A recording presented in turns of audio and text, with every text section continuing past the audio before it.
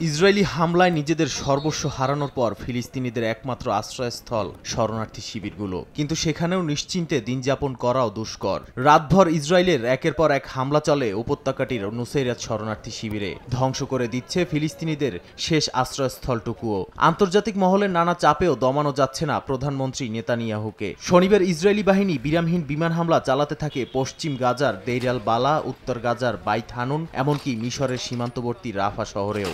মুহুর্মুহু বিমান হামলায় প্রাণ হারান অনেকে।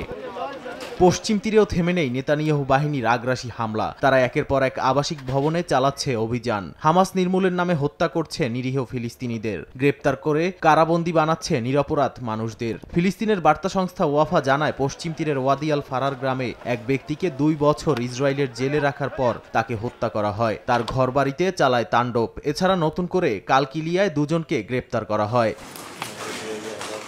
এদিকে দামেস্কে সিরিয়া ও ইরানের পররাষ্ট্রমন্ত্রীর বৈঠক হয়। তেহরানের পররাষ্ট্রমন্ত্রী বলেন, সবার আগে গুরুত্ব পাবে গাজায় যুদ্ধবন্ধের আলোচনা। তাদের মধ্যে গাজায় যুদ্ধবন্ধের জন্য নতুন উদ্যোগ নিয়ে আলোচনা হবে। গত 1 বছর ধরে চলমান হামাস ইসরায়েল যুদ্ধে প্রাণহানির সংখ্যা বেড়ে চলতি মাসে দাঁড়িয়েছে 41,800-র বেশি। নাদিম মারজান, সময় সংবাদ।